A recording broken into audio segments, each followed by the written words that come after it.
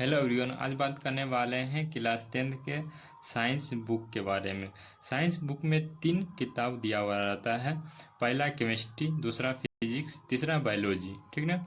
तो इस सभी बुक का जो साइंस में दिया हुआ रहता है, सभी बुक के लास्ट में क्या हुआ रहता है, चैप्टर बाय चैप्टर नोट दिया हुआ रहता है। ठीक है, उस नोट को हम समझने वाले हैं और सुनने वाले हैं। सुनकर क्या होगा कि आपको जो चैप्टर में याद किए होंगे या नोट होगा, ठीक ना, इम्पोर्टेंट नोट, उसको आपको रिवीजन करने में बहुत आसानी होगा। ठीक ना।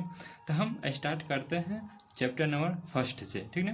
तो चैप्टर नंबर फर्स्ट का जो नोट है वो है एक पूर्ण रासायनिक समीकरण अभिकारक उत्पाद एवं प्रतीकात्मक रूप से उनकी भौतिक अवस्था को प्रदर्शित करता है। रासायनिक समीकरण को संतुलित किया जाता है जिससे समीकरण में अभिकारक तथा उत्पाद दोनों ही ओर रासायनिक अभिक्रिया में भाग लेने वाले प्रत्येक परमाणु की संख्या समान हो। समीकरण का संतुलित होना आवश्यक है। संयोजन अभिक्रियाओं में 2 या 2 से अधिक पदार्थ मिलकर एक नया पदार्थ बनाते हैं।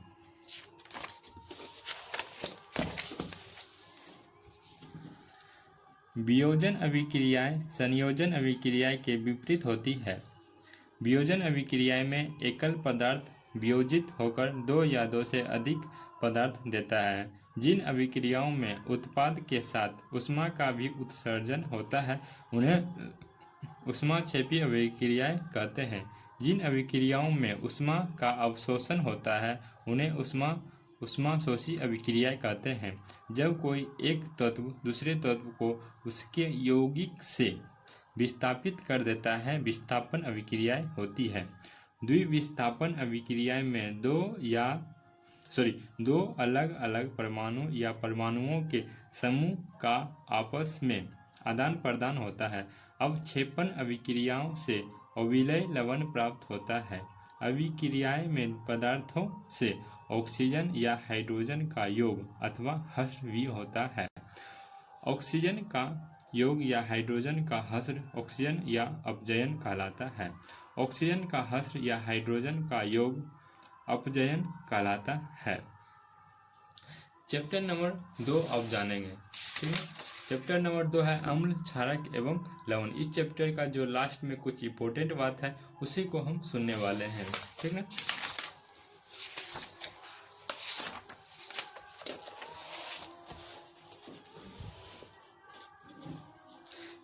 सेकेंड चैप्टर का इम्पोर्टेंट बात है अम्ल, क्षारक, सूचक, रंजक या रंजकों के मिश्रण होते हैं जिनका उपयोग अम्ल एवं क्षारक की उपस्थिति को सूचित करने के लिए किया जाता है। विलयन में H+ आयन के निर्माण के कारण ही पदार्थ की प्रकृति अम्लीय होती है। विलयन में OH- आयन के निर्माण से पदार्थ की प्रकृति क्षारकीय होती है। जब कोई अम्ल किसी धातु के साथ अभिक्रिया करता है तो हाइड्रोजन गैस का उत्सर्जन होता है। साथ ही संगत लवण का लवण निर्माण होता है। जब क्षारक किसी धातु से अभिक्रिया करता है तो हाइड्रोजन गैस के उत्सर्जन के साथ एक लवण का निर्माण होता है जिसका ऋण आयन एक धातु एवं ऑक्सीजन के परमाणुओं से संयुक्त रूप से निर्मित होता है। जब अम्ल किसी धातु कार्बोनेट या धातु हाइड्रोजन कार्बोनेट से अभिक्रिया करता है तो यह संगत लवण कार्बन डाइऑक्साइड गैस एवं जल उत्पन्न करता है। जल में अम्लीय एवं क्षारकीय विलयन विद्युत का चालन करते हैं क्योंकि ये क्रमशः हाइड्रोजन एवं हाइड्रोक्साइड आयन का निर्माण करते हैं। अम्ल या क्षारक की प्रबलता की जांच pH स्केल के उपयोग से की जा सकती है जो विलयन में हाइड्रोजन आयन की सांद्रता की माप होता है। एक उदासीन विलयन के pH का मान H7 होता है जबकि अम्लीय विलयन के pH का मान 7 से कम एवं क्षारकीय विलयन के pH का मान 7 से अधिक होता है। सभी जीवों में उपापचय की क्रिया pH की एक इष्टतम सीमा में होती है।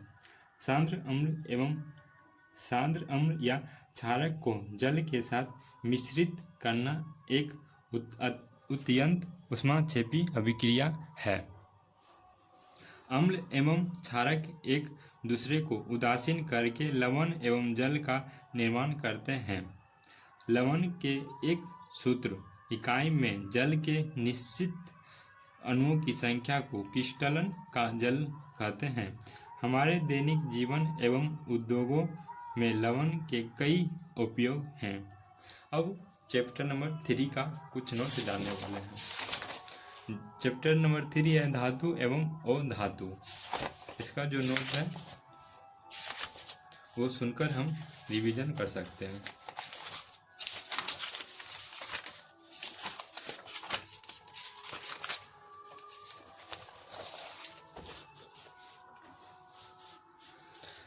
चैप्टर नंबर 3 धातु और धातु का कुछ नोट दिया हुआ है, इसको हम देखते हैं। तत्वों को धातुओं एवं अधातुओं में वर्गीकृत किया जा सकता है। धातुएं तन्यय, अज्ञात, वर्धेय, चमकीली एवं ऊष्मा तथा विद्युत की सुचालक होती है। पारद के अलावा सभी धातुओं कमरे के ताप पर ठोस होती है। कमरे के ताप पर पारद द्रव होता है। धातुओं विद्युत धनात्मक तत्व होते हैं क्योंकि यह अधातुओं को इलेक्ट्रॉन देकर स्वयं धन आयन में परिवर्तित हो जाते हैं। ऑक्सीजन के साथ संयुक्त होकर धातुएं क्षारकीय ऑक्साइड बनाती है। एल्यूमिनियम ऑक्साइड एवं जिंक ऑक्साइड क्षारकीय ऑक्साइड तथा अम्लीय ऑक्साइड दोनों के गुणधर्म प्रदर्शित करती है। इन ऑक्साइड को उभयधर्मी ऑक्साइड कहते हैं। जल एवं तनु अम्लों के साथ विभिन्न धातुओं की अभिक्रियाशीलता भिन्न भिन्न होती है। अभिक्रियाशीलता के आधार पर अवरोही क्रम में व्यवस्थित सामान्य धातुओं की सूची को सक्रियता श्रेणी कहते हैं। सक्रियता श्रेणी में हाइड्रोजन के ऊपर स्थित धातुओं तनु अम्ल से हाइड्रोजन को विस्थापित कर सकती है।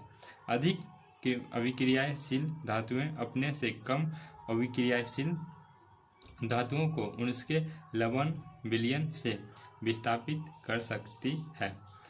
प्रकृति में धातुएं स्वतंत्र अवस्था में या अपने यौगिकों के रूप में पाई जाती है। अश्क से धातु का निष्कर्षण तथा उसका परिष्करण कर उपयोगी बनाने के प्रक्रम को धातु क्रम कहते हैं।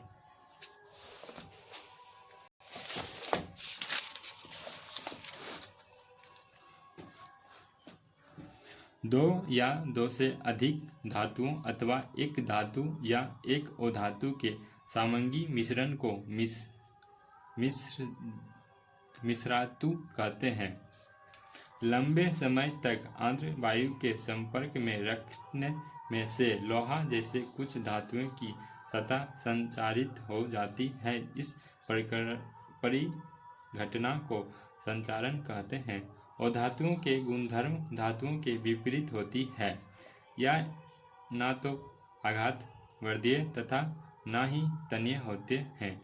ग्रेफाइट के अलावा सभी धातुएं ऊष्मा एवं विद्युत की चालक होती है। ग्रेफाइट विद्युत का चालक होता है।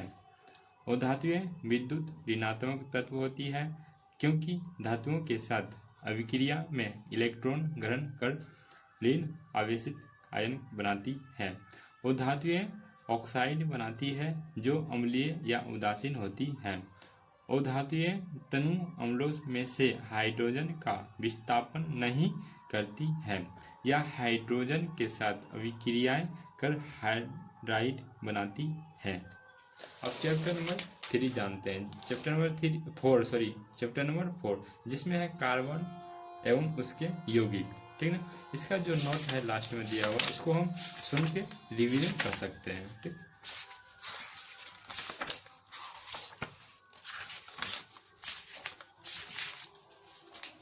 चैप्टर नंबर 4 का नोट है कार्बन एक सर्वतोमुखी तत्व है जो सभी जीवों एवं हमारे उपयोग में आने वाले वस्तुओं का आधार है।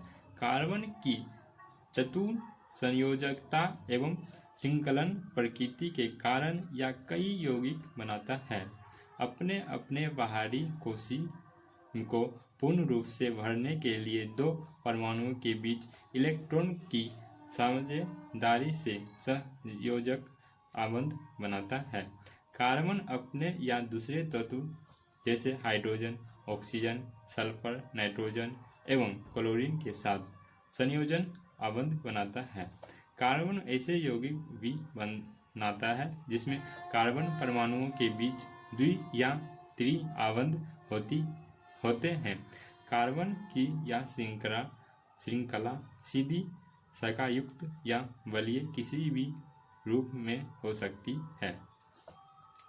कार्बन की श्रृंखला बनाने की क्षमता के कारण यौगिकों की एक समजातीय श्रेणी उत्पन्न होती है जिसमें विभिन्न लंबाई वाली कार्बन श्रृंखला से समान प्रकारात्मक समूह जुड़ा होता है। एल्कोहल, एल्डिहाइड, कीटोन एवं कार्बोक्सिलिक अम्ल जैसे समूह कार्बन यौगिक का अभिलाक्षणिक गुण प्रदान करते हैं। कार्बन तथा उसके यौगिक हमारे ईंधन के प्रमुख स्रोत हैं। कार्बन यौगिक इथेनॉल एवं इथेनोइक अम्ल का हमारे दैनिक जीवन में काफ़ी महत्व है। साबुन एवं उपमार्जक की प्रक्रियाएं अणुओं में जल रागी तथा जल विरागी दोनों समूह के उपस्थिति पर आधारित है। इसकी मदद से तेलीय मेल का पायस बनता है और बाहर निकलता है। अब जानते हैं चैप्टर नंबर 5। अध्याय 5 में है तत्वों का आवर्तन वर्गीकरण। ठीक, इसके लास्ट में जो नोट है उसको हम सुनकर रिवीजन करने में बहुत मदद देगा। ठीक, चैप्टर नंबर 5 का जो नोट है वह है तत्वों को उनके गुणधर्मों में समानता के आधार पर वर्गीकृत किया गया है। डोवेराइन ने तत्वों को त्रिक में वर्गीकृत किया जबकि न्यूलैंडर्स ने अष्टक का सिद्धांत दिया। मेंडलेलीफ ने तत्वों को उनके परमाणु द्रव्यमान के आरोही क्रम तथा रासायनिक गुणधर्मों के आधार पर वर्गीकृत किया।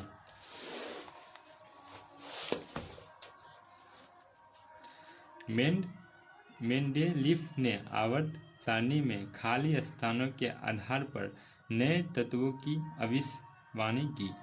तत्वों को परमाणु द्रव्यमान के आरोही क्रम में व्यवस्थित करने से होने वाली विसंगतियां परमाणु संख्या के आरोही क्रम में व्यवस्थित करने से दूर हो गई।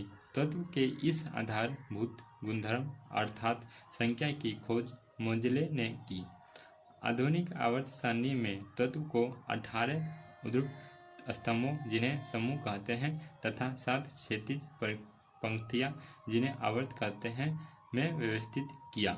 इस प्रकार व्यवस्थित तत्व परमाणु साइज, संयुक्तता एवं संयोजन क्षमता तथा धारित्विक एवं अधारित्विक अभिलक्षण जैसे गुणधर्मों में आवर्तीयता प्रदर्शित करते हैं। अब जो लेक्चर है वो बायोलॉजी का चैप्टर है। हम बायोलॉजी का चैप्टर नेक्स्ट वाले जो वीडियो होगा उस वीडियो में जितना भी बायोलॉजी का है उस चैप्टर सभी को हम नोट डालने वाले हैं। आज का ये वीडियो होगा, आज का वीडियो यहीं तक एंड होता है। हेलो एवरीवन, आज बात करने वाले हैं क्लास 10 के साइंस बुक के बारे में। साइंस बुक में 3 किताब दिया हुआ रहता है। पहला केमिस्ट्री, दूसरा फिजिक्स, तीसरा बायोलॉजी। ठीक ना। तो इस सभी बुक का जो साइंस में दिया हुआ रहता है, सभी बुक के लास्ट में क्या हुआ रहता है, चैप्टर बाय चैप्टर नोट दिया हुआ रहता है। ठीक है, उस नोट को हम समझने वाले हैं और सुनने वाले हैं। सुनकर क्या होगा कि आपको जो चैप्टर में याद किए होंगे या नोट होगा, ठीक ना, इम्पोर्टेंट नोट, उसको आपको रिवीजन करने में बहुत आसानी होगा। ठीक ना। तो हम स्टार्ट करते हैं चैप्टर नंबर 1 से। ठीक ना। तो चैप्टर नंबर 1 का जो नोट है वो है एक पूर्ण रासायनिक समीकरण अभिकारक उत्पाद एवं प्रतीकात्मक रूप से उनकी भौतिक अवस्था को प्रदर्शित करता है। रासायनिक समीकरण को संतुलित किया जाता है जिससे समीकरण में अभिकारक तथा उत्पाद दोनों ही ओर रासायनिक अभिक्रिया में भाग लेने वाले प्रत्येक परमाणु की संख्या समान हो। समीकरण का संतुलित होना आवश्यक है। संयोजन अभिक्रियाओं में दो या दो से अधिक पदार्थ मिलकर एक नया पदार्थ बनाते हैं।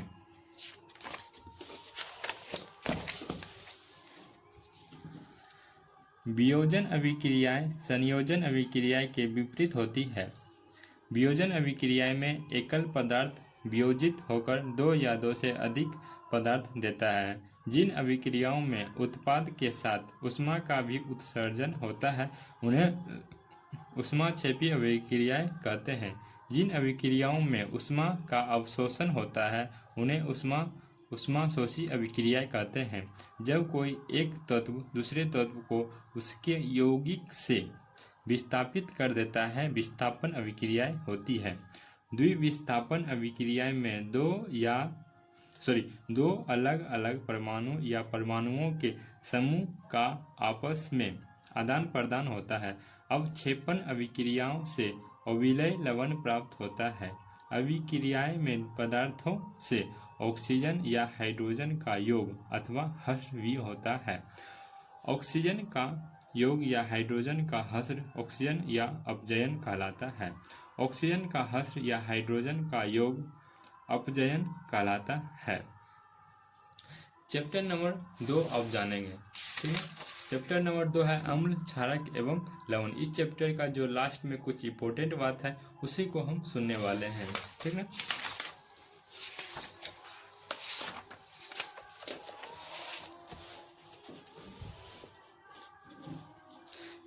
सेकेंड चैप्टर का इंपॉर्टेंट बात है अम्ल, क्षारक, सूचक, रंजक या रंजकों के मिश्रण होते हैं जिनका उपयोग अम्ल एवं क्षारक की उपस्थिति को सूचित करने के लिए किया जाता है। विलयन में H+ आयन के निर्माण के कारण ही पदार्थ की प्रकृति अम्लीय होती है। विलयन में OH- आयन के निर्माण से पदार्थ की प्रकृति क्षारकीय होती है। जब कोई अम्ल किसी धातु के साथ अभिक्रिया करता है तो हाइड्रोजन गैस का उत्सर्जन होता है। साथ ही संगत लवण का लवण निर्माण होता है।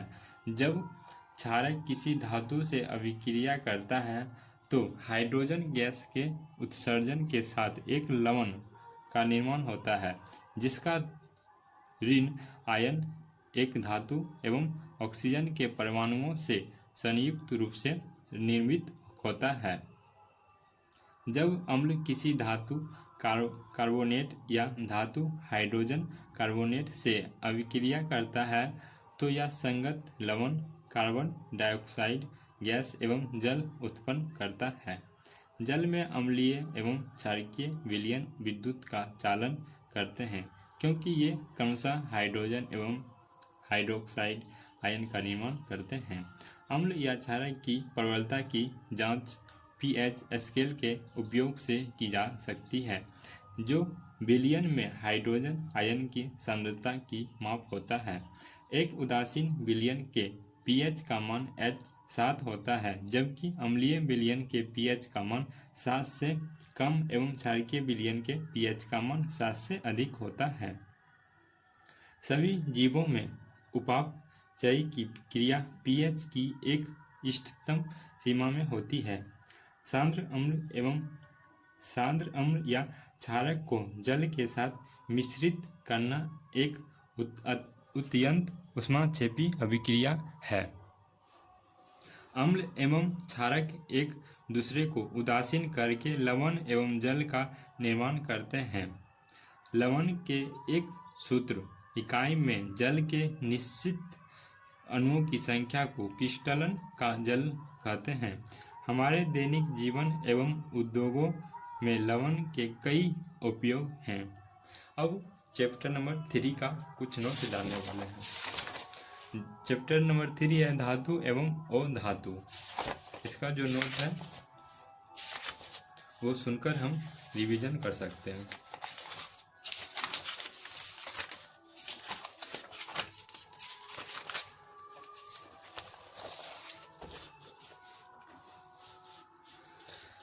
चैप्टर नंबर 3 धातु और धातु का कुछ नोट दिया हुआ है, इसको हम देखते हैं।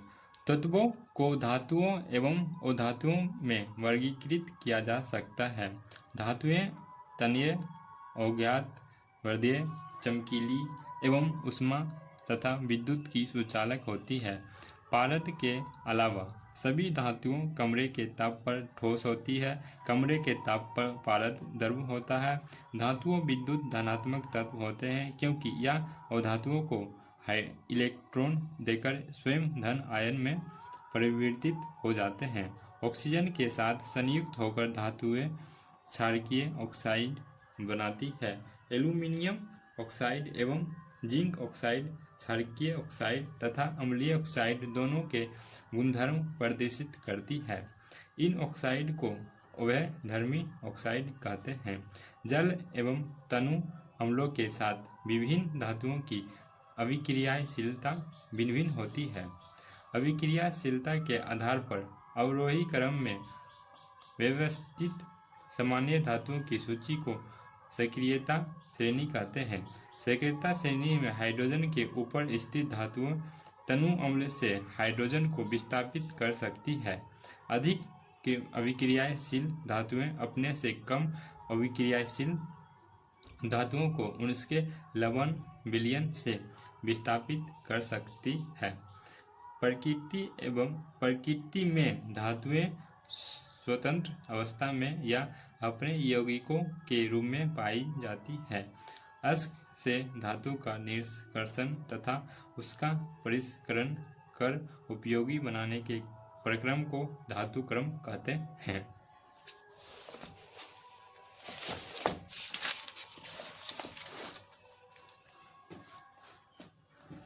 दो या दो से अधिक धातुओं अथवा एक धातु या एक अधातु के सामंगी मिश्रण को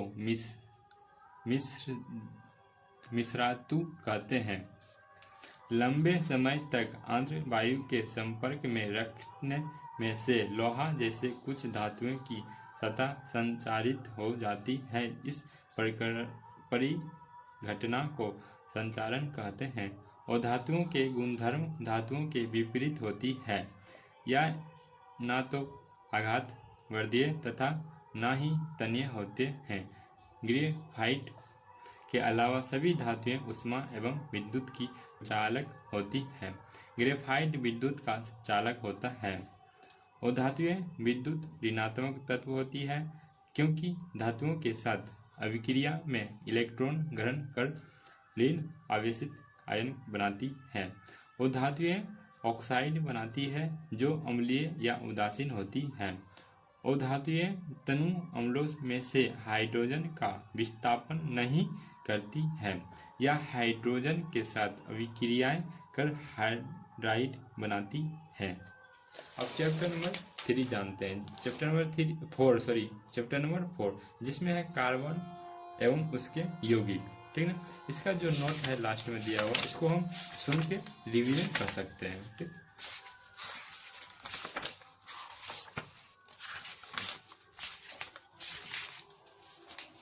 चैप्टर नंबर 4 का नोट है, कार्बन एक सर्वतोमुखी तत्व है जो सभी जीवों एवं हमारे उपयोग में आने वाले वस्तुओं का आधार है। कार्बन की चतुर संयोजकता एवं श्रृंखलन प्रकृति के कारण या कई यौगिक बनाता है। अपने अपने बाहरी कोशी को पूर्ण रूप से भरने के लिए दो परमाणुओं के बीच इलेक्ट्रॉन की साझेदारी से सहयोजक आबंध बनाता है। कार्बन अपने या दूसरे तत्व जैसे हाइड्रोजन, ऑक्सीजन, सल्फर, नाइट्रोजन एवं क्लोरीन के साथ संयोजन आबंध बनाता है। कार्बन ऐसे यौगिक भी बनाता है जिसमें कार्बन परमाणुओं के बीच द्वि या त्रि आबंध होते हैं। कार्बन की यह श्रृंखला सीधी, शाखायुक्त या बलीय किसी भी रूप में हो सकती है। कार्बन की श्रृंखला बनाने की क्षमता के कारण यौगिकों की एक समजाति श्रेणी उत्पन्न होती है जिसमें विभिन्न लंबाई वाली कार्बन श्रृंखला से समान प्रकारात्मक समूह जुड़ा होता है। एल्कोहल, एल्डिहाइड, कीटोन एवं कार्बोक्सिलिक अम्ल जैसे समूह कार्बन यौगिक का अभिलाक्षणिक गुण प्रदान करते हैं। कार्बन तथा उसके यौगिक हमारे ईंधन के प्रमुख स्रोत हैं।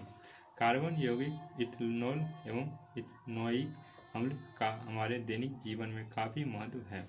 साबुन एवं उपमार्जक की प्रक्रियाएं अणुओं में जल रागी तथा जल विरागी दोनों समूह के उपस्थिति पर आधारित है।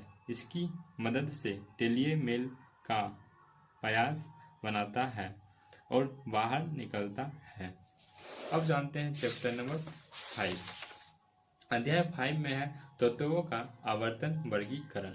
ठीक, इसके लास्ट में जो नोट है इसको हम सुनकर रिवीजन करने में बहुत मदद देगा। ठीक, चैप्टर नंबर 5 का जो नोट है वह है तत्वों को उनके गुणधर्मों में समानता के आधार पर वर्गीकृत किया गया है। डोवेराइन ने तत्वों को त्रिक में वर्गीकृत किया जबकि न्यूलैंडर्स ने अष्टक का सिद्धांत दिया। मेंडलेलीफ ने तत्वों को उनके परमाणु द्रव्यमान के आरोही क्रम तथा रासायनिक गुणधर्मों के आधार पर वर्गीकृत किया।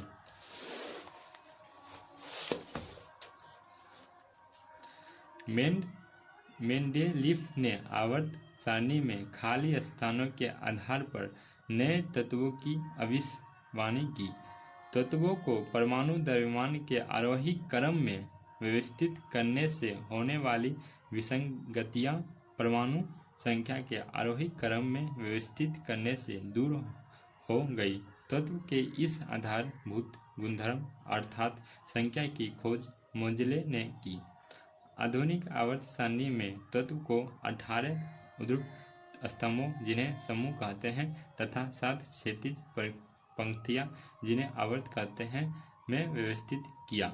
इस प्रकार व्यवस्थित तत्व परमाणु साइज, संयुक्तता एवं संयोजन क्षमता तथा धारित्विक एवं अधारित्विक अभिलक्षण जैसे गुणधर्मों में आवर्तिता प्रदर्शित करते हैं। अब जो लेक्चर है वो बायोलॉजी का चैप्टर है। हम बायोलॉजी का चैप्टर नेक्स्ट वाले जो वीडियो होगा उस वीडियो में जितना भी बायोलॉजी का है उस चैप्टर सभी को हम नोट डालने वाले हैं। आज का ये वीडियो होगा, आज का वीडियो यहीं तक एंड होता है। हेलो एवरीवन, आज बात करने वाले हैं क्लास 10 के साइंस बुक के बारे में। साइंस बुक में 3 किताब दिया हुआ रहता है। पहला केमिस्ट्री, दूसरा फिजिक्स, तीसरा बायोलॉजी। ठीक ना। तो इस सभी बुक का जो साइंस में दिया हुआ रहता है, सभी बुक के लास्ट में क्या हुआ रहता है, चैप्टर बाय चैप्टर नोट दिया हुआ रहता है। ठीक है, उस नोट को हम समझने वाले हैं और सुनने वाले हैं। सुनकर क्या होगा कि आपको जो चैप्टर में याद किए होंगे या नोट होगा, ठीक ना, इम्पोर्टेंट नोट, उसको आपको रिवीजन करने में बहुत आसानी होगा। ठीक ना। तो हम स्टार्ट करते हैं चैप्टर नंबर 1 से। ठीक ना। तो चैप्टर नंबर 1 का जो नोट है वो है एक पूर्ण रासायनिक समीकरण अभिकारक उत्पाद एवं प्रतीकात्मक रूप से उनकी भौतिक अवस्था को प्रदर्शित करता है। रासायनिक समीकरण को संतुलित किया जाता है जिससे समीकरण में अभिकारक तथा उत्पाद दोनों ही ओर रासायनिक अभिक्रिया में भाग लेने वाले प्रत्येक परमाणु की संख्या समान हो। समीकरण का संतुलित होना आवश्यक है। संयोजन अभिक्रियाओं में 2 या 2 से अधिक पदार्थ मिलकर एक नया पदार्थ बनाते हैं।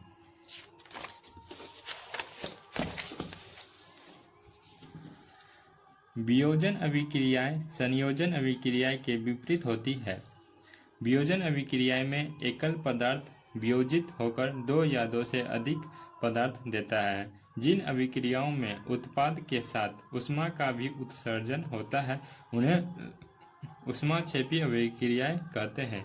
जिन अभिक्रियाओं में ऊष्मा का अवशोषण होता है उन्हें ऊष्मा ऊष्माशोषी अभिक्रियाएं कहते हैं। जब कोई एक तत्व दूसरे तत्व को उसके यौगिक से विस्थापित कर देता है, विस्थापन अभिक्रियाएं होती है। द्विविस्थापन अभिक्रियाएं में दो अलग अलग परमाणु या परमाणुओं के समूह का आपस में आदान प्रदान होता है। अवक्षेपण अभिक्रियाओं से अविलय लवण प्राप्त होता है। अभिक्रियाएं में पदार्थों से ऑक्सीजन या हाइड्रोजन का योग अथवा हश्र भी होता है। ऑक्सीजन का योग या हाइड्रोजन का हश्र ऑक्सीजन या अपजयन कहलाता है। ऑक्सीजन का हश्र या हाइड्रोजन का योग अपजयन कहलाता है। चैप्टर नंबर 2 अब जानेंगे। ठीक है, चैप्टर नंबर 2 है अम्ल, क्षारक एवं लवण। इस चैप्टर का जो लास्ट में कुछ इंपॉर्टेंट बात है उसी को हम सुनने वाले हैं। ठीक है,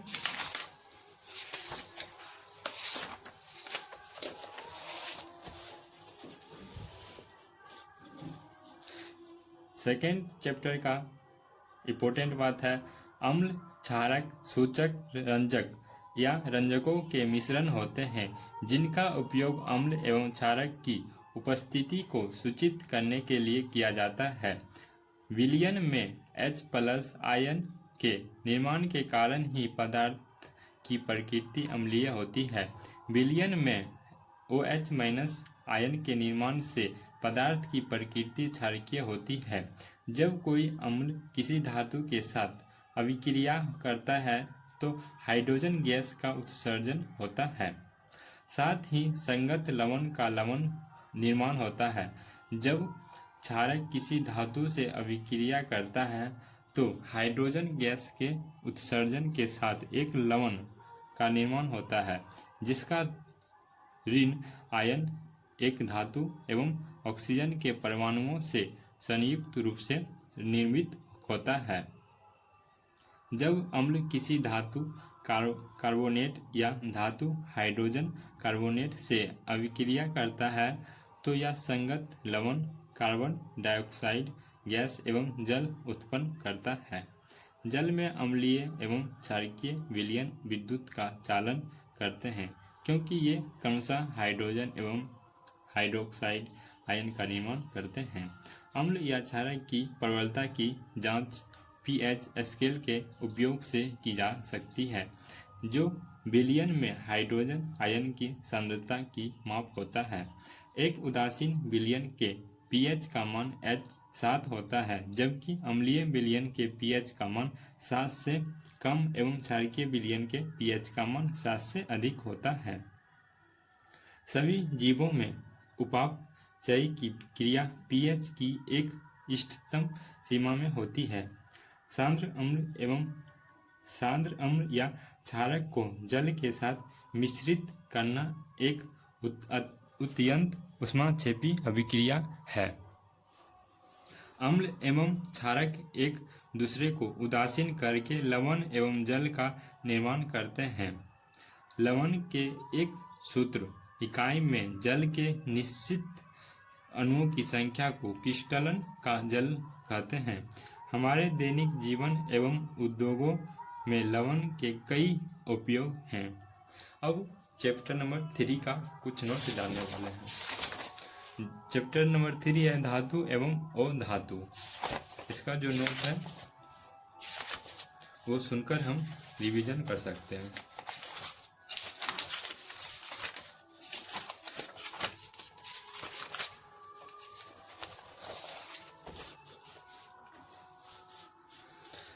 चैप्टर नंबर 3 धातु और धातु का कुछ नोट दिया हुआ है, इसको हम देखते हैं। तत्वों को धातुओं एवं अधातुओं में वर्गीकृत किया जा सकता है।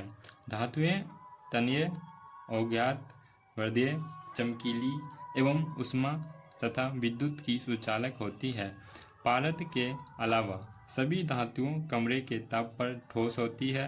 कमरे के ताप पर पारद द्रव होता है। धातुओं विद्युत धनात्मक तत्व होते हैं क्योंकि यह अधातुओं को इलेक्ट्रॉन देकर स्वयं धन आयन में परिवर्तित हो जाते हैं। ऑक्सीजन के साथ संयुक्त होकर धातुएं क्षारकीय ऑक्साइड बनाती है। एल्यूमिनियम ऑक्साइड एवं जिंक ऑक्साइड क्षारकीय ऑक्साइड तथा अम्लीय ऑक्साइड दोनों के गुणधर्म प्रदर्शित करती है। इन ऑक्साइड को उभयधर्मी ऑक्साइड कहते हैं। जल एवं तनु अम्लों के साथ विभिन्न धातुओं की अभिक्रियाशीलता भिन्न भिन्न होती है। अभिक्रियाशीलता के आधार पर अवरोही क्रम में व्यवस्थित सामान्य धातुओं की सूची को सक्रियता श्रेणी कहते हैं। सक्रियता श्रेणी में हाइड्रोजन के ऊपर स्थित धातुओं तनु अम्ल से हाइड्रोजन को विस्थापित कर सकती है। अधिक अभिक्रियाशील धातुएं अपने से कम अभिक्रियाशील धातुओं को उनके लवण विलयन से विस्थापित कर सकती है। प्रकृति में धातुएं स्वतंत्र अवस्था में या अपने यौगिकों के रूप में पाई जाती है। अश्क से धातु का निष्कर्षण तथा उसका परिष्करण कर उपयोगी बनाने के प्रक्रम को धातु क्रम कहते हैं।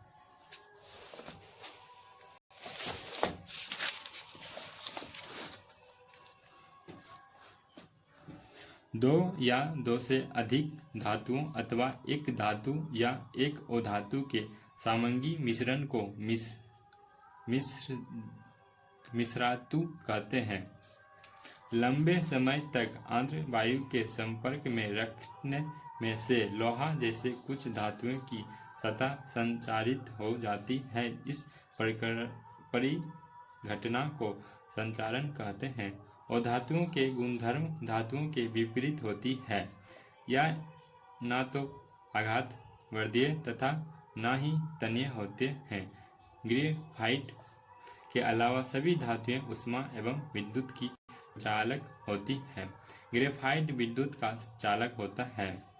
और धातुएं विद्युत ऋणात्मक तत्व होती है, क्योंकि धातुओं के साथ अभिक्रिया में इलेक्ट्रॉन ग्रहण कर ऋण आवेशित आयन बनाती है। और धातुएं ऑक्साइड बनाती है जो अम्लीय या उदासीन होती है।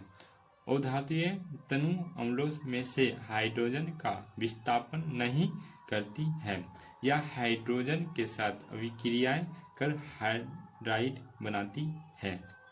अब चैप्टर नंबर 3 जानते हैं। चैप्टर नंबर 4 जिसमें है कार्बन एवं उसके यौगिक। ठीक ना। इसका जो नोट है लास्ट में दिया हुआ, इसको हम सुन के रिवीजन कर सकते हैं। ठीक।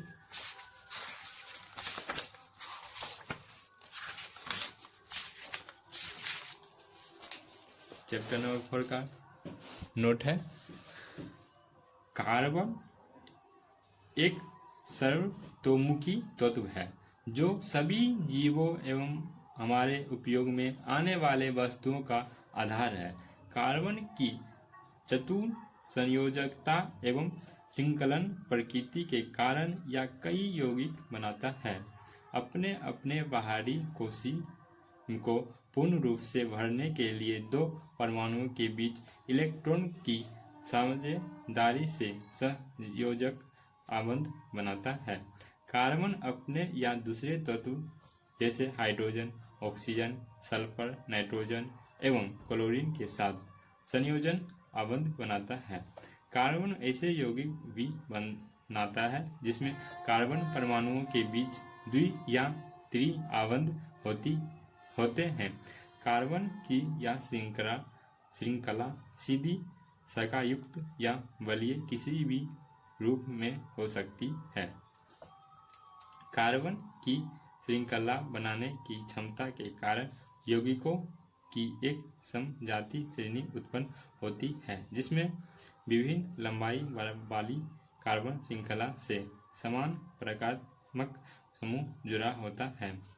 एल्कोहल, एल्डिहाइड, कीटोन एवं कार्बोक्सिलिक अम्ल जैसे समूह कार्बन यौगिक का अभिलाक्षणिक गुण प्रदान करते हैं। कार्बन तथा उसके यौगिक हमारे ईंधन के प्रमुख स्रोत हैं।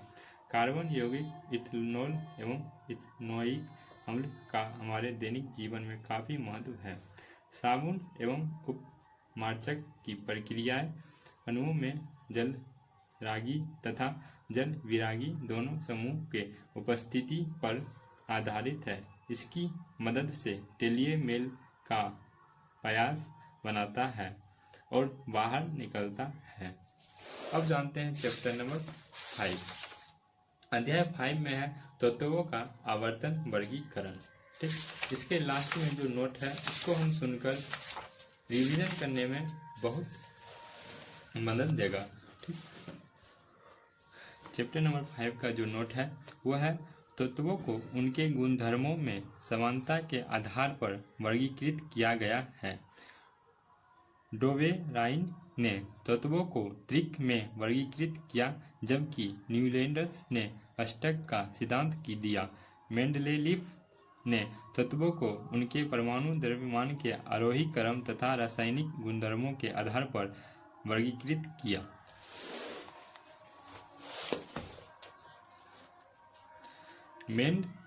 मेंडलीफ ने आवर्त सारणी में खाली स्थानों के आधार पर नए तत्वों की भविष्यवाणी की। तत्वों को परमाणु द्रव्यमान के आरोही क्रम में व्यवस्थित करने से होने वाली विसंगतियां परमाणु संख्या के आरोही क्रम में व्यवस्थित करने से दूर हो गई। तत्व के इस आधारभूत गुणधर्म अर्थात संख्या की खोज मोजले ने की। आधुनिक आवर्त सारणी में तत्व को 18 ऊर्ध्व स्तंभों, जिन्हें समूह कहते हैं, तथा 7 क्षैतिज पंक्तियां, जिन्हें आवर्त कहते हैं, में व्यवस्थित किया। इस प्रकार व्यवस्थित तत्व परमाणु साइज, संयुक्तता एवं संयोजन क्षमता तथा धारित्विक एवं अधारित्विक अभिलक्षण जैसे गुणधर्मों में आवर्तीता प्रदर्शित करते हैं। अब जो लेक्चर है वो बायोलॉजी का चैप्टर है। हम बायोलॉजी का चैप्टर नेक्स्ट वाले जो वीडियो होगा उस वीडियो में जितना भी बायोलॉजी का है उस चैप्टर सभी को हम नोट डालने वाले हैं। आज का ये वीडियो होगा, आज का वीडियो यहीं तक एंड होता है। हेलो एवरीवन, आज बात करने वाले हैं क्लास 10 के साइंस बुक के बारे में। साइंस बुक में 3 किताब दिया हुआ रहता है, पहला केमिस्ट्री, दूसरा फिजिक्स, तीसरा बायोलॉजी। ठीक ना, तो इस सभी बुक का जो साइंस में दिया हुआ रहता है, सभी बुक के लास्ट में क्या हुआ रहता है, चैप्टर बाय चैप्टर नोट दिया हुआ रहता है। ठीक है, उस नोट को हम समझने वाले हैं और सुनने वाले हैं। सुनकर क्या होगा कि आपको जो चैप्टर में याद किए होंगे या नोट होगा, ठीक ना, इम्पोर्टेंट नोट, उसको आपको रिवीजन करने में बहुत आसानी होगा। ठीक ना, तो हम स्टार्ट करते हैं चैप्टर नंबर 1 से। ठीक ना, तो चैप्टर नंबर 1 का जो नोट है वो है एक पूर्ण रासायनिक समीकरण अभिकारक उत्पाद एवं प्रतीकात्मक रूप से उनकी भौतिक अवस्था को प्रदर्शित करता है। रासायनिक समीकरण को संतुलित किया जाता है, जिससे समीकरण में अभिकारक तथा उत्पाद दोनों ही ओर रासायनिक अभिक्रिया में भाग लेने वाले प्रत्येक परमाणु की संख्या समान हो। समीकरण का संतुलित होना आवश्यक है। संयोजन अभिक्रियाओं में 2 या 2 से अधिक पदार्थ मिलकर एक नया पदार्थ बनाते हैं।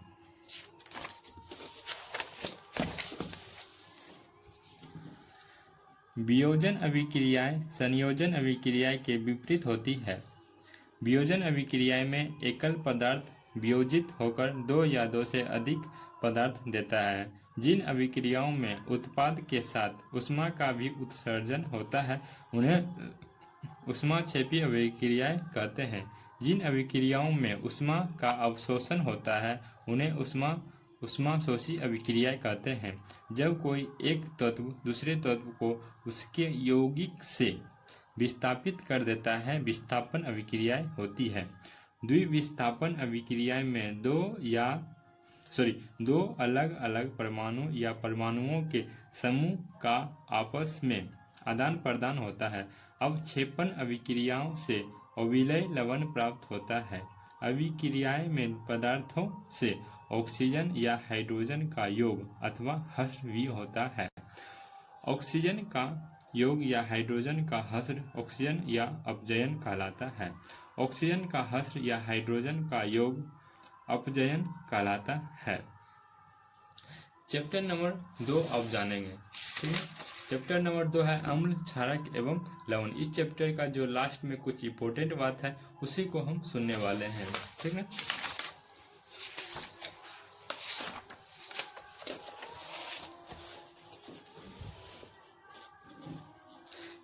सेकेंड चैप्टर का इंपॉर्टेंट बात है अम्ल, क्षारक, सूचक, रंजक या रंजकों के मिश्रण होते हैं जिनका उपयोग अम्ल एवं क्षारक की उपस्थिति को सूचित करने के लिए किया जाता है। विलयन में H+ आयन के निर्माण के कारण ही पदार्थ की प्रकृति अम्लीय होती है। विलयन में OH- आयन के निर्माण से पदार्थ की प्रकृति क्षारकीय होती है। जब कोई अम्ल किसी धातु के साथ अभिक्रिया करता है तो हाइड्रोजन गैस का उत्सर्जन होता है। साथ ही संगत लवण का लवण निर्माण होता है। जब क्षारक किसी धातु से अभिक्रिया करता है तो हाइड्रोजन गैस के उत्सर्जन के साथ एक लवण का निर्माण होता है जिसका ऋण आयन एक धातु एवं ऑक्सीजन के परमाणुओं से संयुक्त रूप से निर्मित होता है। जब अम्ल किसी धातु कार्बोनेट या धातु हाइड्रोजन कार्बोनेट से अभिक्रिया करता है तो यह संगत लवण कार्बन डाइऑक्साइड गैस एवं जल उत्पन्न करता है। जल में अम्लीय एवं क्षारकीय विलयन विद्युत का चालन करते हैं क्योंकि ये क्रमशः हाइड्रोजन एवं हाइड्रोक्साइड आयन का निर्माण करते हैं। अम्ल या क्षारक की प्रबलता की जांच pH स्केल के उपयोग से की जा सकती है जो विलयन में हाइड्रोजन आयन की सांद्रता की माप होता है। एक उदासीन विलयन के pH का मान H7 होता है जबकि अम्लीय विलयन के pH का मान 7 से कम एवं क्षारकीय विलयन के pH का मान 7 से अधिक होता है। सभी जीवों में उपापचय की क्रिया pH की एक इष्टतम सीमा में होती है। सांद्र अम्ल या क्षारक को जल के साथ मिश्रित करना एक अत्यंत ऊष्माक्षेपी अभिक्रिया है। अम्ल एवं क्षारक एक दूसरे को उदासीन करके लवण एवं जल का निर्माण करते हैं। लवण के एक सूत्र इकाई में जल के निश्चित अणुओं की संख्या को क्रिस्टलन का जल कहते हैं। हमारे दैनिक जीवन एवं उद्योगों में लवण के कई उपयोग हैं। अब चैप्टर नंबर 3 का कुछ नोट जानने वाले हैं।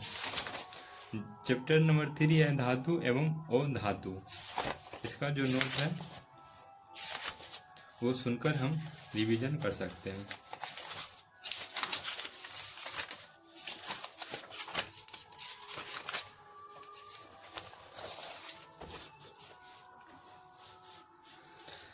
चैप्टर नंबर 3 धातु और धातु का कुछ नोट दिया हुआ है, इसको हम देखते हैं। तत्वों को धातुओं एवं अधातुओं में वर्गीकृत किया जा सकता है। धातुएं तन्यय, अज्ञात, वर्धेय, चमकीली एवं ऊष्मा तथा विद्युत की सुचालक होती है। पारद के अलावा सभी धातुओं कमरे के ताप पर ठोस होती है। कमरे के ताप पर पारद द्रव होता है। धातुओं विद्युत धनात्मक तत्व होते हैं क्योंकि यह अधातुओं को इलेक्ट्रॉन देकर स्वयं धन आयन में परिवर्तित हो जाते हैं। ऑक्सीजन के साथ संयुक्त होकर धातुएं क्षारकीय ऑक्साइड बनाती है। एल्यूमिनियम ऑक्साइड एवं जिंक ऑक्साइड क्षारकीय ऑक्साइड तथा अम्लीय ऑक्साइड दोनों के गुणधर्म प्रदर्शित करती है। इन ऑक्साइड को उभयधर्मी ऑक्साइड कहते हैं। जल एवं तनु अम्लों के साथ विभिन्न धातुओं की अभिक्रियाशीलता भिन्न भिन्न होती है। अभिक्रियाशीलता के आधार पर अवरोही क्रम में व्यवस्थित सामान्य धातुओं की सूची को सक्रियता श्रेणी कहते हैं। सक्रियता श्रेणी में हाइड्रोजन के ऊपर स्थित धातुओं तनु अम्ल से हाइड्रोजन को विस्थापित कर सकती है।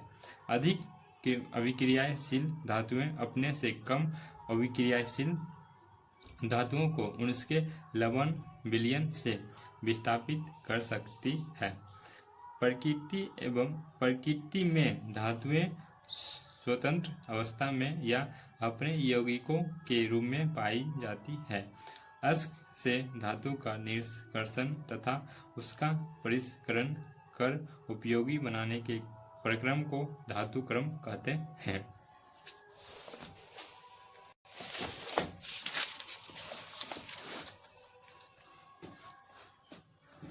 दो या दो से अधिक धातुओं अथवा एक धातु या एक अधातु के सामंगी मिश्रण को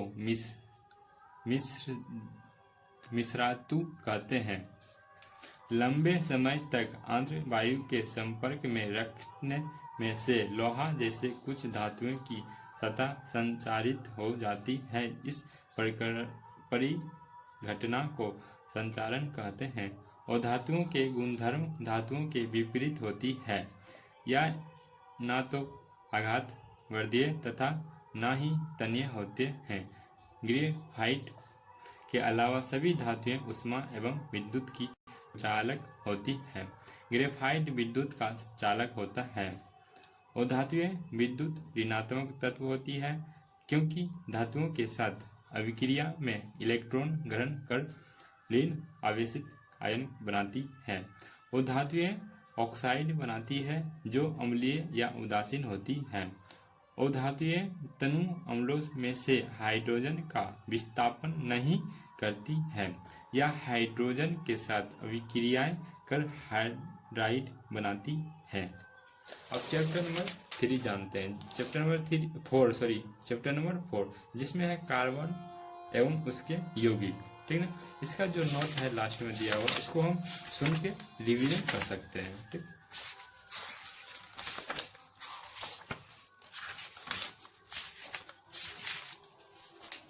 चैप्टर नंबर 4 का नोट है, कार्बन एक सर्वतोमुखी तत्व है जो सभी जीवों एवं हमारे उपयोग में आने वाले वस्तुओं का आधार है।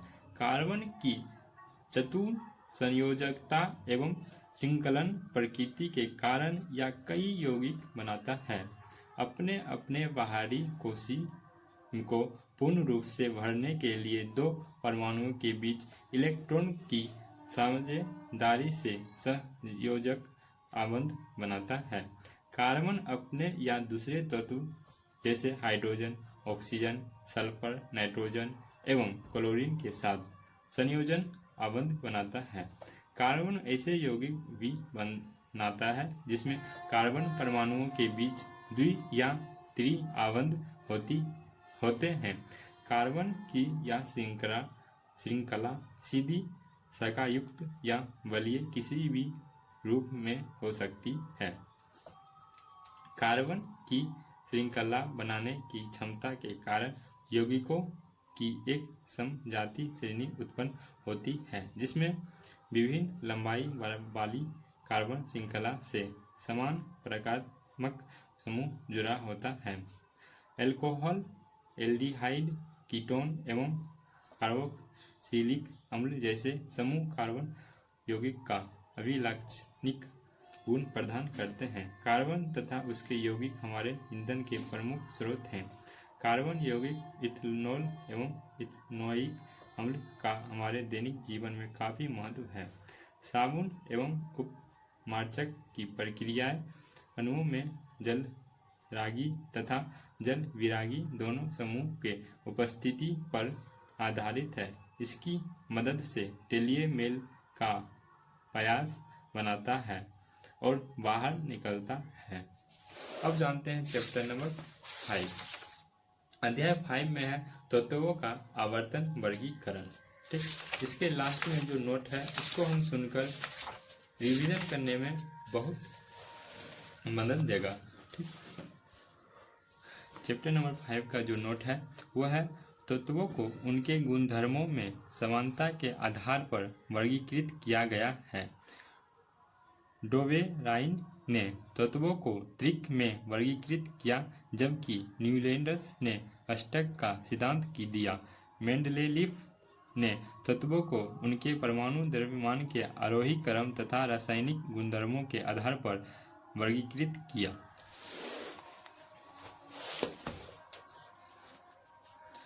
मेंडेलीफ ने आवर्त सारणी में खाली स्थानों के आधार पर नए तत्वों की भविष्यवाणी की। तत्वों को परमाणु द्रव्यमान के आरोही क्रम में व्यवस्थित करने से होने वाली विसंगतियां परमाणु संख्या के आरोही क्रम में व्यवस्थित करने से दूर हो गई। तत्व के इस आधारभूत गुणधर्म अर्थात संख्या की खोज मोजले ने की। आधुनिक आवर्त सारणी में तत्व को 18 ध्रुव स्तंभों जिन्हें समूह कहते हैं तथा 7 क्षैतिज पंक्तियां जिन्हें आवर्त कहते हैं में व्यवस्थित किया। इस प्रकार व्यवस्थित तत्व परमाणु साइज, संयुक्तता एवं संयोजन क्षमता तथा धारित्विक एवं अधारित्विक अभिलक्षण जैसे गुणधर्मों में आवर्तीयता प्रदर्शित करते हैं। अब जो नेक्स्ट लेक्चर है वो बायोलॉजी का चैप्टर है। हम बायोलॉजी का चैप्टर नेक्स्ट वाले जो वीडियो होगा उस वीडियो में जितना भी बायोलॉजी का है उस चैप्टर सभी को हम नोट डालने वाले हैं।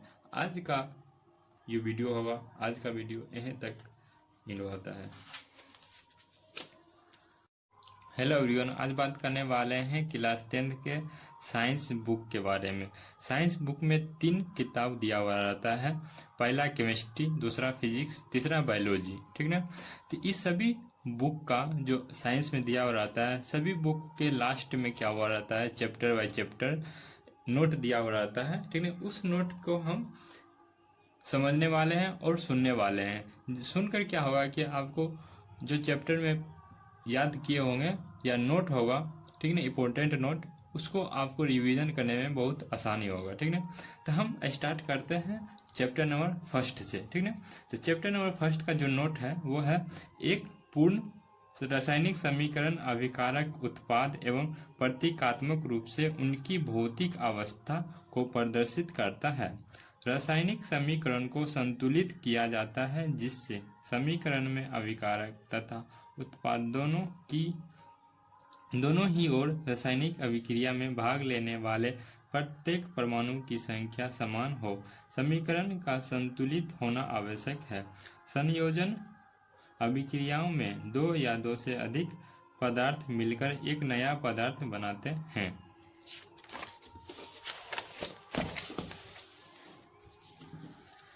वियोजन अभिक्रियाएं संयोजन अभिक्रिया के विपरीत होती है। वियोजन अभिक्रिया में एकल पदार्थ वियोजित होकर 2 या 2 से अधिक पदार्थ देता है। जिन अभिक्रियाओं में उत्पाद के साथ ऊष्मा का भी उत्सर्जन होता है उन्हें ऊष्माक्षेपी अभिक्रियाएं कहते हैं। जिन अभिक्रियाओं में ऊष्मा का अवशोषण होता है उन्हें ऊष्माशोषी अभिक्रियाएं कहते हैं।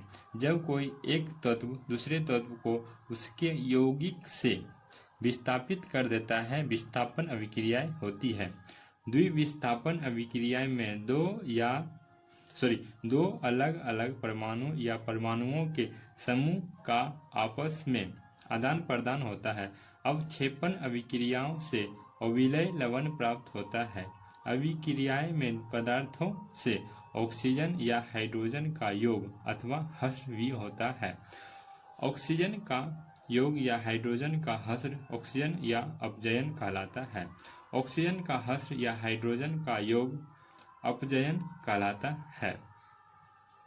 चैप्टर नंबर 2 अब जानेंगे, ठीक है।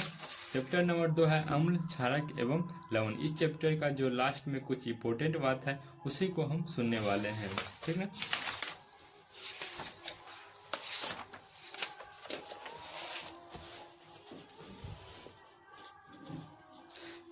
सेकेंड चैप्टर का इम्पोर्टेंट बात है अम्ल, क्षारक, सूचक, रंजक या रंजकों के मिश्रण होते हैं जिनका उपयोग अम्ल एवं क्षारक की उपस्थिति को सूचित करने के लिए किया जाता है। विलयन में H+ आयन के निर्माण के कारण ही पदार्थ की प्रकृति अम्लीय होती है। विलयन में OH- आयन के निर्माण से पदार्थ की प्रकृति क्षारकीय होती है। जब कोई अम्ल किसी धातु के साथ अभिक्रिया करता है तो हाइड्रोजन गैस का उत्सर्जन होता है। साथ ही संगत लवण का लवण निर्माण होता है। जब क्षारक किसी धातु से अभिक्रिया करता है तो हाइड्रोजन गैस के उत्सर्जन के साथ एक लवण का निर्माण होता है, जिसका ऋण आयन एक धातु एवं ऑक्सीजन के परमाणुओं से संयुक्त रूप से निर्मित होता है। जब अम्ल किसी धातु कार्बोनेट या धातु हाइड्रोजन कार्बोनेट से अभिक्रिया करता है तो यह संगत लवण कार्बन डाइऑक्साइड गैस एवं जल उत्पन्न करता है। जल में अम्लीय एवं क्षारकीय विलयन विद्युत का चालन करते हैं, क्योंकि ये क्रमशः हाइड्रोजन एवं हाइड्रोक्साइड आयन का निर्माण करते हैं। अम्ल या क्षारक की प्रबलता की जांच पीएच स्केल के उपयोग से की जा सकती है, जो विलयन में हाइड्रोजन आयन की सांद्रता की माप होता है। एक उदासीन विलयन के पीएच का मान H7 होता है, जबकि अम्लीय विलयन के पीएच का मान 7 से कम एवं क्षारकीय विलयन के पीएच का मान 7 से अधिक होता है। सभी जीवों में उपापचय की क्रिया पीएच की एक इष्टतम सीमा में होती है। सांद्र अम्ल या क्षारक को जल के साथ मिश्रित करना एक अत्यंत ऊष्माक्षेपी अभिक्रिया है। अम्ल एवं क्षारक एक दूसरे को उदासीन करके लवण एवं जल का निर्माण करते हैं।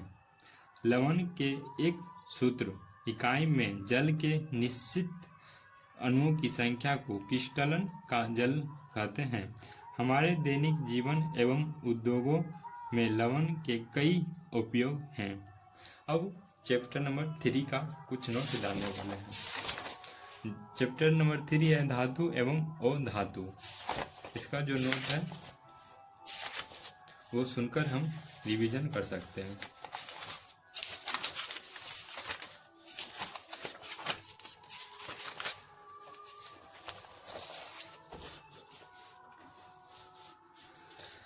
चैप्टर नंबर 3 धातु और धातु का कुछ नोट दिया हुआ है, इसको हम देखते हैं।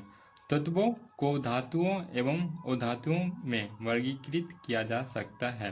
धातुएं तन्यय, अज्ञात, वर्धेय, चमकीली एवं ऊष्मा तथा विद्युत की सुचालक होती है। पारद के अलावा सभी धातुओं कमरे के ताप पर ठोस होती है। कमरे के ताप पर पारद द्रव होता है। धातुओं विद्युत धनात्मक तत्व होते हैं, क्योंकि यह अधातुओं को इलेक्ट्रॉन देकर स्वयं धन आयन में परिवर्तित हो जाते हैं।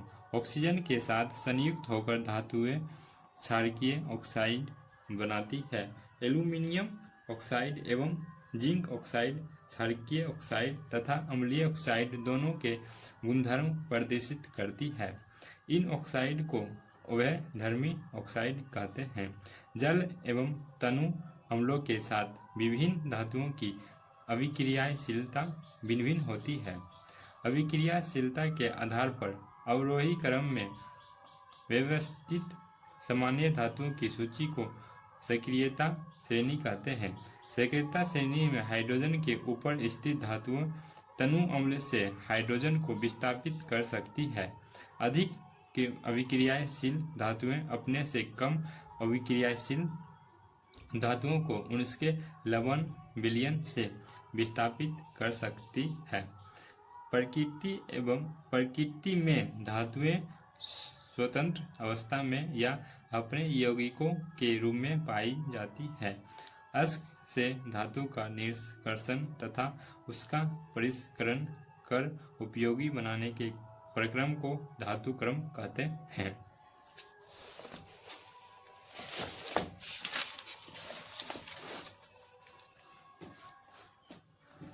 दो या दो से अधिक धातुओं अथवा एक धातु या एक अधातु के सामंगी मिश्रण को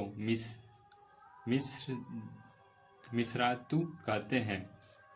लंबे समय तक आर्द्र वायु के संपर्क में रखने में से लोहा जैसे कुछ धातुओं की सतह संचारित हो जाती है। इस परिघटना को संचारण कहते हैं। और धातुओं के गुणधर्म धातुओं के विपरीत होती है। यह ना तो आघात वर्धीय तथा ना ही तन्य होते हैं। ग्रेफाइट के अलावा सभी धातुएं ऊष्मा एवं विद्युत की चालक होती हैं। ग्रेफाइट विद्युत का चालक होता है और धातुएं विद्युत ऋणात्मक तत्व होती है, क्योंकि धातुओं के साथ अभिक्रिया में इलेक्ट्रॉन ग्रहण कर ऋण आवेशित आयन बनाती है और धातुएं ऑक्साइड बनाती है जो अम्लीय या उदासीन होती है और धातुएं तनु अम्लों में से हाइड्रोजन का विस्थापन नहीं करती है या हाइड्रोजन के साथ अभिक्रियाएं कर हाइड्राइड बनाती है। अब चैप्टर नंबर 3 जानते हैं। चैप्टर नंबर 4 जिसमें है कार्बन एवं उसके यौगिक। ठीक है, इसका जो नोट है लास्ट में दिया हुआ, इसको हम सुन के रिवीजन कर सकते हैं। ठीक,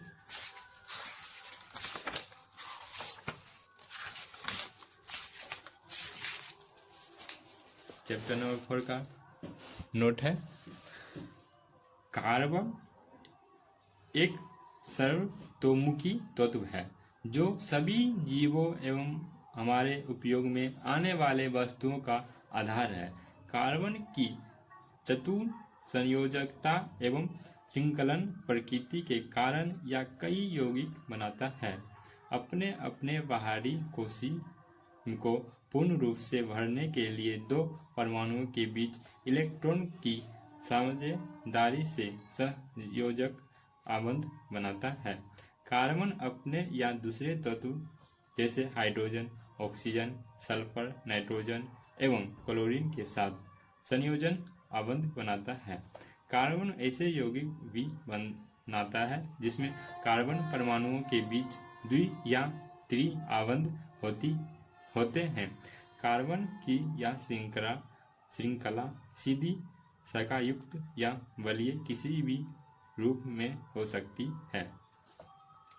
कार्बन की श्रृंखला बनाने की क्षमता के कारण यौगिकों की एक समजातीय श्रेणी उत्पन्न होती है जिसमें विभिन्न लंबाई वाली कार्बन श्रृंखला से समान प्रकारात्मक समूह जुड़ा होता है। एल्कोहल, एल्डिहाइड, कीटोन एवं कार्बोक्सिलिक अम्ल जैसे समूह कार्बन यौगिक का अभिलाक्षणिक गुण प्रदान करते हैं। कार्बन तथा उसके यौगिक हमारे ईंधन के प्रमुख स्रोत हैं। कार्बन यौगिक इथेनॉल एवं इथेनोइक अम्ल का हमारे दैनिक जीवन में काफ़ी महत्व है। साबुन एवं उपमार्जक की प्रक्रियाएं अणुओं में जल रागी तथा जल विरागी दोनों समूह के उपस्थिति पर आधारित है। इसकी मदद से तेलीय मेल का पायस बनता है और बाहर निकलता है। अब जानते हैं चैप्टर नंबर 5। अध्याय 5 में है तत्वों का आवर्तन वर्गीकरण। ठीक, इसके लास्ट में जो नोट है इसको हम सुनकर रिवीजन करने में बहुत मदद देगा। ठीक, चैप्टर नंबर 5 का जो नोट है वह है तत्वों को उनके गुणधर्मों में समानता के आधार पर वर्गीकृत किया गया है। डोवेराइन ने तत्वों को त्रिक में वर्गीकृत किया, जबकि न्यूलैंडर्स ने अष्टक का सिद्धांत दिया। मेंडलेलीफ ने तत्वों को उनके परमाणु द्रव्यमान के आरोही क्रम तथा रासायनिक गुणधर्मों के आधार पर वर्गीकृत किया।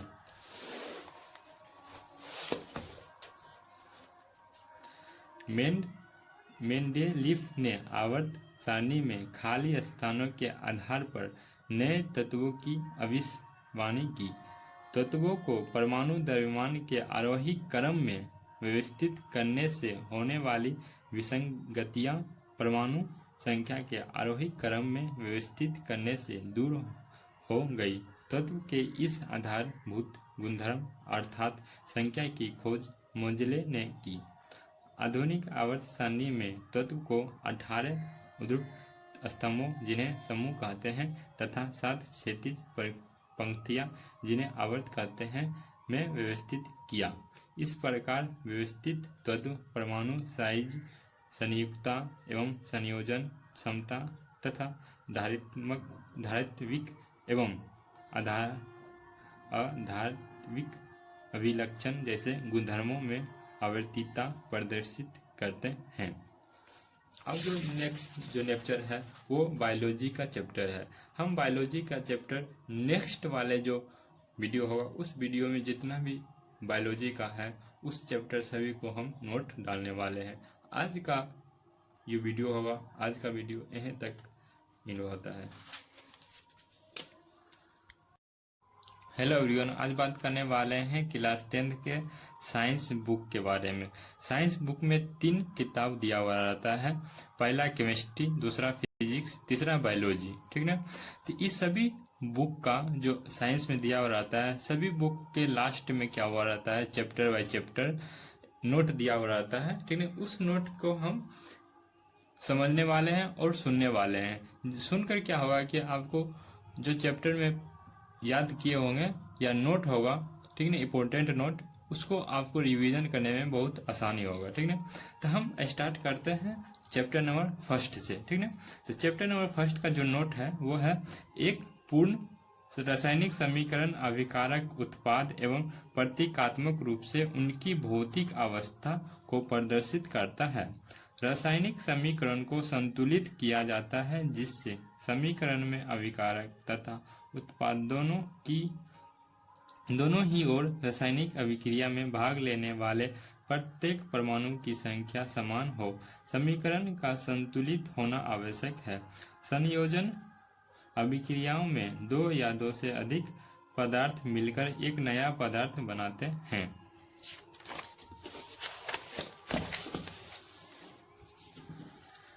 वियोजन अभिक्रियाएं संयोजन अभिक्रिया के विपरीत होती है। वियोजन अभिक्रिया में एकल पदार्थ वियोजित होकर 2 या 2 से अधिक पदार्थ देता है। जिन अभिक्रियाओं में उत्पाद के साथ ऊष्मा का भी उत्सर्जन होता है उन्हें ऊष्माक्षेपी अभिक्रियाएं कहते हैं। जिन अभिक्रियाओं में ऊष्मा का अवशोषण होता है उन्हें ऊष्माशोषी अभिक्रियाएं कहते हैं। जब कोई एक तत्व दूसरे तत्व को उसके यौगिक से विस्थापित कर देता है, विस्थापन अभिक्रियाएं होती है। द्विविस्थापन अभिक्रिया में दो अलग अलग परमाणु या परमाणुओं के समूह का आपस में आदान प्रदान होता है। अवक्षेपण अभिक्रियाओं से अविलय लवण प्राप्त होता है। अभिक्रियाएं में पदार्थों से ऑक्सीजन या हाइड्रोजन का योग अथवा हश्र भी होता है। ऑक्सीजन का योग या हाइड्रोजन का हश्र ऑक्सीजन या अपजयन कहलाता है। ऑक्सीजन का हश्र या हाइड्रोजन का योग अपजयन कहलाता है। चैप्टर नंबर 2 आप जानेंगे, ठीक है। चैप्टर नंबर 2 है अम्ल, क्षारक एवं लवण। इस चैप्टर का जो लास्ट में कुछ इंपॉर्टेंट बात है उसी को हम सुनने वाले हैं, ठीक है।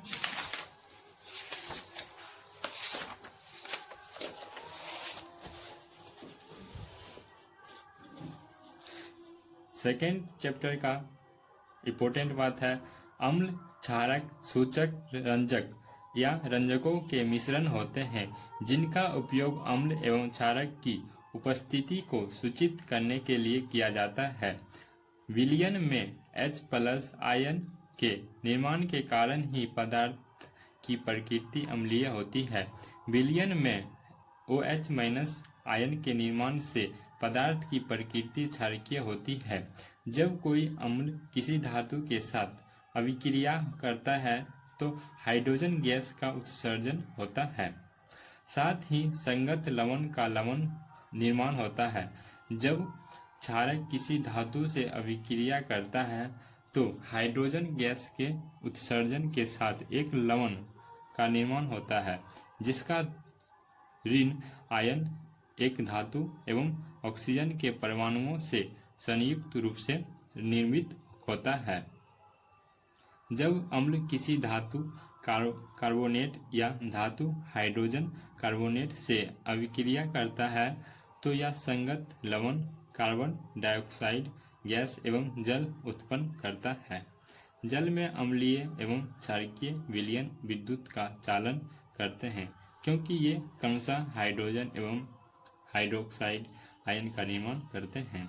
अम्ल या क्षारक की प्रबलता की जांच pH स्केल के उपयोग से की जा सकती है जो विलयन में हाइड्रोजन आयन की सांद्रता की माप होता है। एक उदासीन विलयन के pH का मान H7 होता है, जबकि अम्लीय विलयन के pH का मान 7 से कम एवं क्षारकीय विलयन के pH का मान 7 से अधिक होता है। सभी जीवों में उपापचय की क्रिया pH की एक इष्टतम सीमा में होती है। सांद्र अम्ल या क्षारक को जल के साथ मिश्रित करना एक अत्यंत ऊष्माक्षेपी अभिक्रिया है। अम्ल एवं क्षारक एक दूसरे को उदासीन करके लवण एवं जल का निर्माण करते हैं।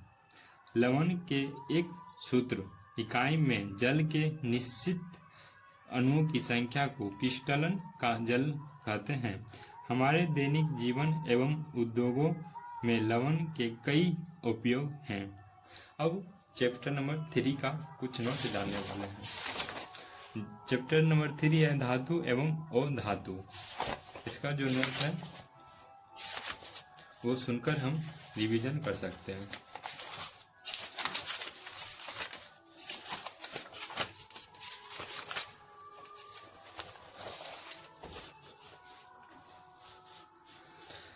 चैप्टर नंबर 3 धातु और धातु का कुछ नोट दिया हुआ है, इसको हम देखते हैं। तत्वों को धातुओं एवं अधातुओं में वर्गीकृत किया जा सकता है। धातुएं तन्यय, अज्ञात, वर्धेय, चमकीली एवं ऊष्मा तथा विद्युत की सुचालक होती है। पारद के अलावा सभी धातुओं कमरे के ताप पर ठोस होती है। कमरे के ताप पर पारद द्रव होता है। धातुओं विद्युत धनात्मक तत्व होते हैं, क्योंकि यह अधातुओं को इलेक्ट्रॉन देकर स्वयं धन आयन में परिवर्तित हो जाते हैं। ऑक्सीजन के साथ संयुक्त होकर धातुएं क्षारकीय ऑक्साइड बनाती है।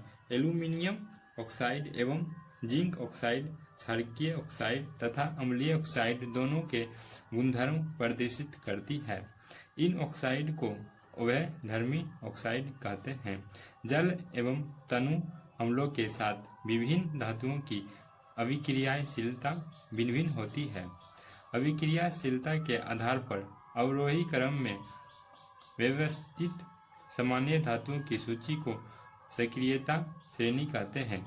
सक्रियता श्रेणी में हाइड्रोजन के ऊपर स्थित धातुओं तनु अम्ल से हाइड्रोजन को विस्थापित कर सकती है।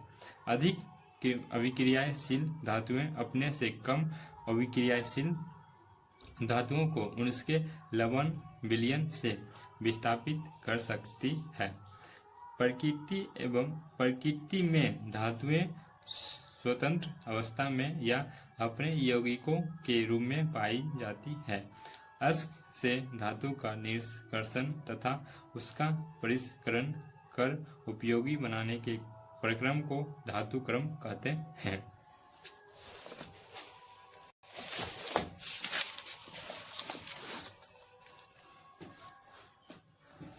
दो या दो से अधिक धातुओं अथवा एक धातु या एक अधातु के सामंगी मिश्रण को मिश्रातु कहते हैं। लंबे समय तक आर्द्र वायु के संपर्क में रखने में से लोहा जैसे कुछ धातुओं की सतह संचारित हो जाती है। इस परिघटना को संचारण कहते हैं। और धातुओं के गुणधर्म धातुओं के विपरीत होती है। यह ना तो आघात वर्धीय तथा न ही तन्यय होते हैं। ग्रेफाइट के अलावा सभी धातुएं ऊष्मा एवं विद्युत की चालक होती हैं। ग्रेफाइट विद्युत का चालक होता है और धातुएं विद्युत ऋणात्मक तत्व होती है, क्योंकि धातुओं के साथ अभिक्रिया में इलेक्ट्रॉन ग्रहण कर ऋण आवेशित आयन बनाती है। और धातुएं ऑक्साइड बनाती है जो अम्लीय या उदासीन होती हैं। और धातुएं तनु अम्लों में से हाइड्रोजन का विस्थापन नहीं करती हैं या हाइड्रोजन के साथ अभिक्रियाएं कर हाइड्राइड बनाती हैं। अब चैप्टर नंबर 3 जानते हैं। चैप्टर नंबर 4 जिसमें है कार्बन एवं उसके यौगिक। ठीक है, इसका जो नोट है लास्ट में दिया हुआ, इसको हम सुन के रिवीजन कर सकते हैं। ठीक।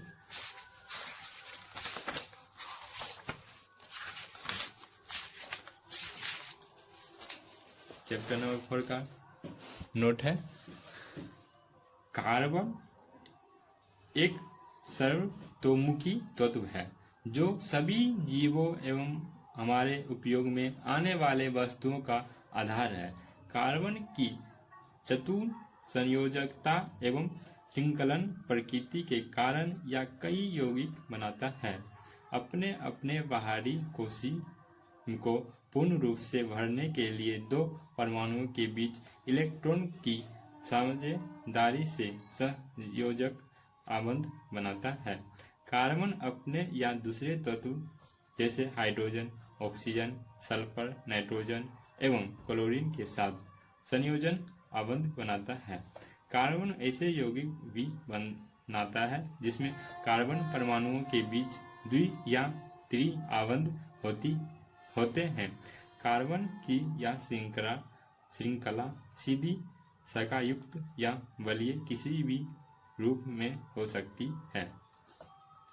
कार्बन की श्रृंखला बनाने की क्षमता के कारण यौगिकों की एक समजाति श्रेणी उत्पन्न होती है जिसमें विभिन्न लंबाई वाली कार्बन श्रृंखला से समान प्रकारात्मक समूह जुड़ा होता है। एल्कोहल, एल्डिहाइड, कीटोन एवं कार्बोक्सिलिक अम्ल जैसे समूह कार्बन यौगिक का अभिलाक्षणिक गुण प्रदान करते हैं। कार्बन तथा उसके यौगिक हमारे ईंधन के प्रमुख स्रोत हैं। कार्बन यौगिक इथेनॉल एवं इथेनोइक अम्ल का हमारे दैनिक जीवन में काफ़ी महत्व है। साबुन एवं उपमार्जक की प्रक्रियाएं अणुओं में जल रागी तथा जल विरागी दोनों समूह के उपस्थिति पर आधारित है। इसकी मदद से तेलीय मेल का प्रयास बनाता है और बाहर निकलता है। अब जानते हैं चैप्टर नंबर 5। अध्याय 5 में है तत्वों का आवर्तन वर्गीकरण। ठीक, इसके लास्ट में जो नोट है उसको हम सुनकर रिवीजन करने में बहुत मदद देगा। ठीक, चैप्टर नंबर 5 का जो नोट है वह है तत्वों को उनके गुणधर्मों में समानता के आधार पर वर्गीकृत किया गया है। डोवेराइन ने तत्वों को त्रिक में वर्गीकृत किया जबकि न्यूलैंडर्स ने अष्टक का सिद्धांत दिया। मेंडलेलीफ ने तत्वों को उनके परमाणु द्रव्यमान के आरोही क्रम तथा रासायनिक गुणधर्मों के आधार पर वर्गीकृत किया।